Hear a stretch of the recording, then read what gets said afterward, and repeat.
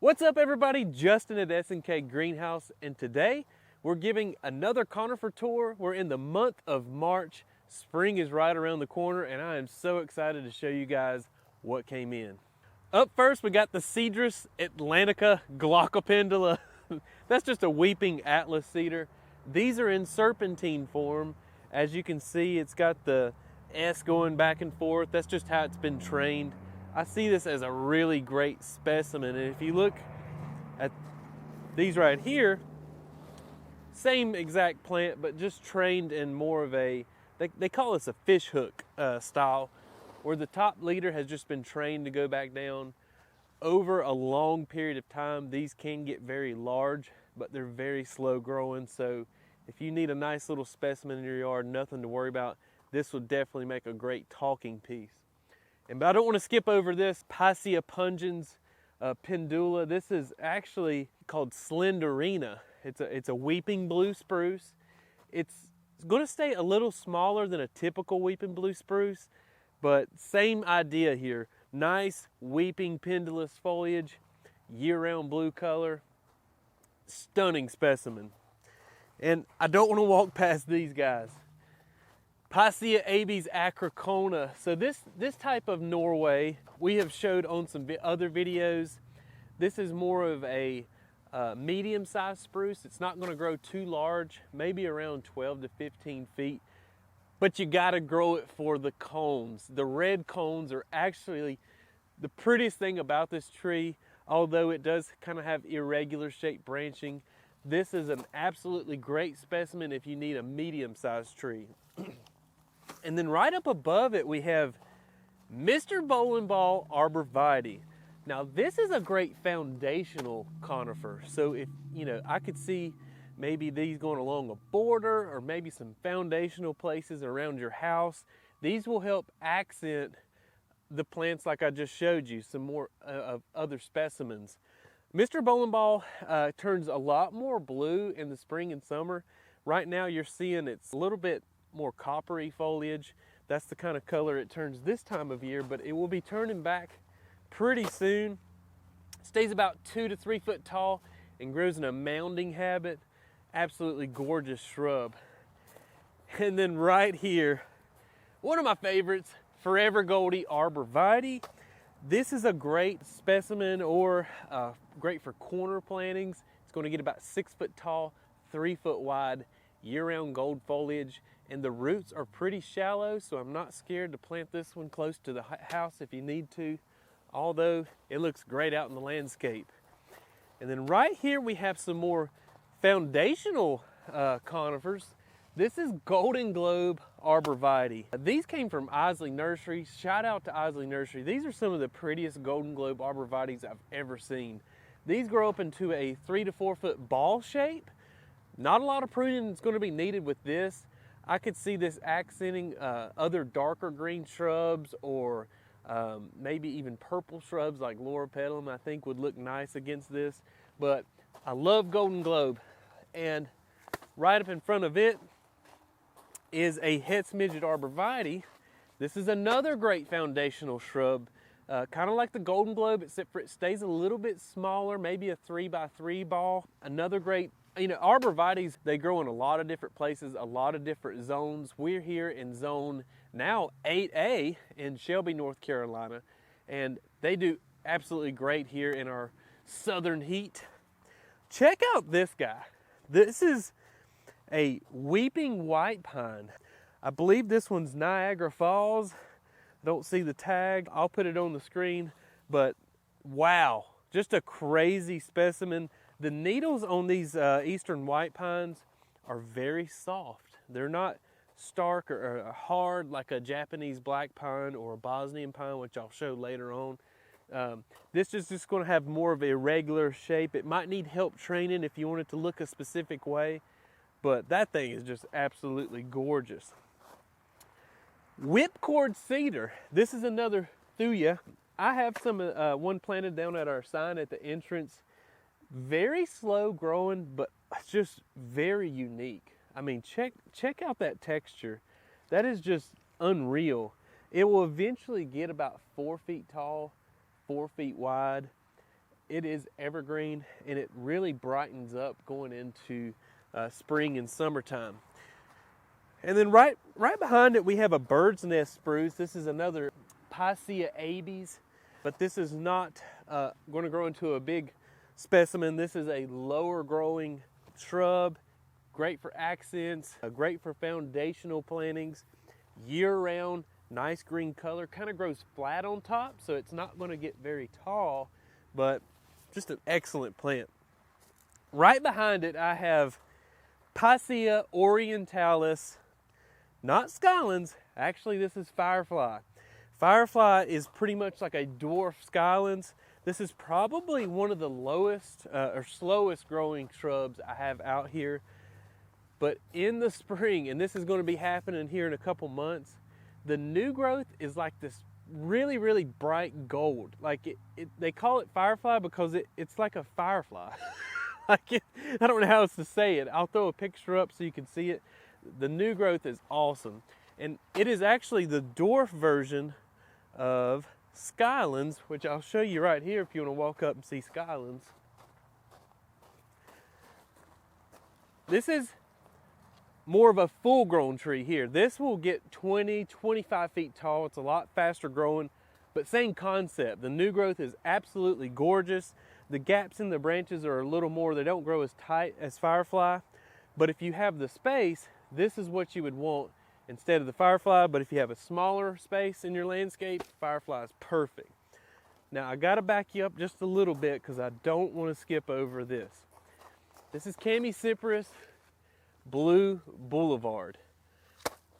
Again, thank you, Isley, for pruning these up. Like this I love this plant for so many reasons. One, easy to grow. Two, it's hard to find a blue color, especially if we're eliminating spruces. So this is a false cypress. It loves to be pruned. You can shape these into squares, rectangles, triangles, circles, whatever. You know, this is why a lot of times they'll do the Hindu pen style and they'll trim them up or they'll make spirals out of them.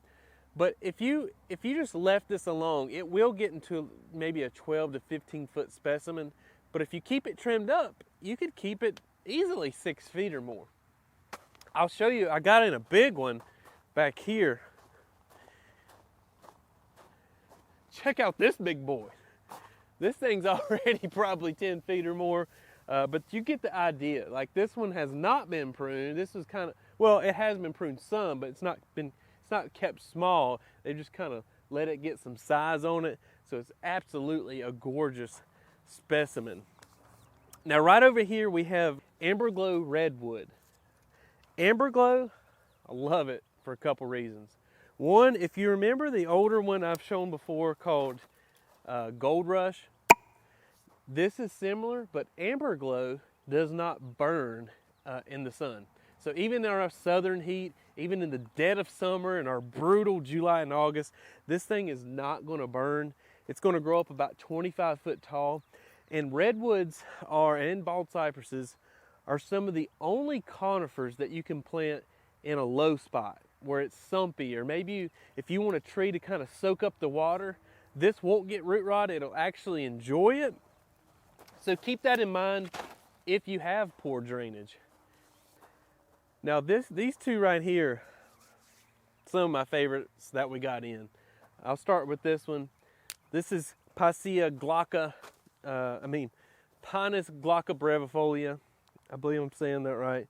Pinus parviflora glauca brevifolia, sorry. It's a Japanese white pine, let's just put it that way. It's a variety of Japanese white pine. It's a very soft needle. I love the spacing and gaps in between the branches. As this grows up, it really is a beautiful tree. Again, you got that blue color, which I love. Right up in front of it is a weeping white spruce. This is a narrow weeping spruce. It's going to get probably in that 12 to 15 foot range, but it's never going to get more than 3 or 4 foot wide. This is really great for corner plantings, maybe on either side of your steps, on the corner of the house, or out into the landscape. I think this is a great specimen. Maybe plant some of those golden globes around it. I don't know, I think that would be a pretty look. And this is a weeping white pine. Now this is hard to appreciate right now, but when these things get some size on them, I know we've done some garden tours over at William McCraw's house. He's got a couple of these weeping white pines that I think they're the prettiest thing he has in his yard, and he's got a lot in his yard. Very soft needle. You can train these to grow however you want in a lot of different forms. They'll probably get around 15 feet, something like that eventually. Joe Cozy umbrella pine. I've talked about these before. If you've never touched an umbrella pine, you're missing out on life. Rubbery needles, the texture's just, it feels like a plastic plant. I wish you could feel it. But Joe Cozy is more of a narrow form umbrella pine, but it does get still about 15 foot tall, maybe in the 4 to 6 foot wide range. Again, excellent specimen. Slow to moderate grower, like this weeping Norway spruce I got here. Now the leader of this has been trained to go back down. That's what I love about weeping Norway spruces. The tops can be trained up, they can be trained down. So this will actually never get taller than you see right now, but it will continue to get fuller, and it's going to be putting on some new growth here in May. And that new growth is a bright green that'll knock your eyes out. Let me show you another weeping Norway spruce back here that we got in. You see this one's been trained to grow a little bit taller. You see it right here. They've taken this leader, let it grow up, and now it's on its way back down. But if you wanted to, you could train it back up and you could grow it probably 20 feet tall or more if you wanted to. Now this tree right here, this is Picea omerica pendulabruns, and omerica is a Serbian spruce, and I have found these to be very hardy in our area. My two favorite spruces for our area as far as like the easiness to grow, orientalis, which is an oriental spruce, and the omericas I have found to just grow really well here in our zone 8A in the south. But this is a weeping omerica pendulabruns. It does get a lot of height on it, but kind of like that white spruce I showed you, it's going to stay very narrow. So it fits in small landscapes. I love it. Let's walk on up here. I was about to show you something. This is not Forever Goldie. This is another gold arborvitae called Jantar. Now these have been pruned to get that nice tight shape. You can keep it that way. Left alone, this will get about 15 feet tall, 4 feet wide. So if Forever Goldie doesn't get tall enough for you, this is a good one because it looks very similar. Same hardiness level, I would say. Now let me show you a couple more foundational conifers I really love. This one's so gorgeous. I mean, yes, you could use it as a specimen. You could use it along a border. This is a Colorado blue spruce called globosa, Picea pungens globosa. This is like a 3 to 4 foot tall and wide shrub. Very, very pretty with gold shrubs, maybe the golden globe or the skylands or the firefly that I showed you. Pretty slow growing. And then right behind it, I don't talk a lot about junipers, especially gold ones. This is lime glow juniper, and what I love about it, it only gets about 2 feet tall, but 4 feet wide. So it's got a nice spread on it, but it's not necessarily like a ground cover juniper. This is more of a shrub. And the reason they call it lime glow is because in the summer when it warms up, this is the winter coat, it's a chartreuse green color. Like it's gorgeous. Here's that same globosa, but on a standard. This has been grafted to make into a tree form. So you'll always have that trunk, but you have the big ball shape on top. It's a very great for smaller landscapes or corner plantings. Let's venture over here and talk about a gold hinoki I really love. This is Cypress Confucius, and this is a hinoki cypress. I love the irregular branching on it. Confucius is a moderate grower, but it'll eventually get around 12 feet tall. This central leader will become more prominent, and then you'll have the gold weeping foliage. It'll green up a little bit more in the summer. This is an absolute standout in the landscape. I love hinokis. They're very easy to grow, very versatile. They'll tolerate a decent amount of shade, but for the best color, I would put it in at least 6 or more hours of sun. This is a Japanese black pine I'm very familiar with called Thunderhead. I have one of these at my house that's probably at least 12 feet tall by now, probably 8 foot wide. It's probably the most spectacular specimen I have in my yard. In the springtime, these candles will put on about a foot of growth, and that's pretty much your new growth for the year. It doesn't change, you know, even in the dead of winter, you got the dark green needles. This is very different. This is Picea abies cobra. Now, I know it looks crazy right now. This is a very slow grower. You just have these branches at the bottom right now, but there will be more branches later on, but it's just extremely slow, very different, very narrow growing. Gets pretty tall, but in the landscape, this will just look completely unusual. If you want to talk in peace, grow you a Picea abies cobra. Now this is a Tsuga canadensis. This one's called Golden Splendor. Tsuga is hemlock, canadensis being Canada, so we have a Canadian hemlock that stays gold year round. So most conifers need a lot of sun. This one can take shade. Almost all hemlocks are pretty great in shade, and that's unusual for a conifer. Up through here, we have some more blue spruces.